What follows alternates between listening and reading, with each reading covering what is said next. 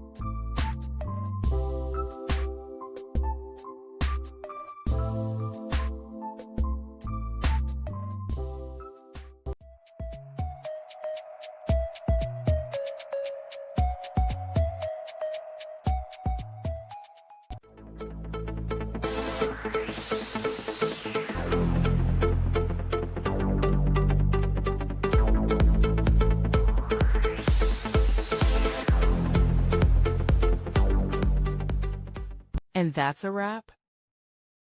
I hope you found the answer you were looking for. If you did, take a second to hit that subscribe button. It really helps out. And let me know in the comments which solution worked best for you. See you next time in the debug zone.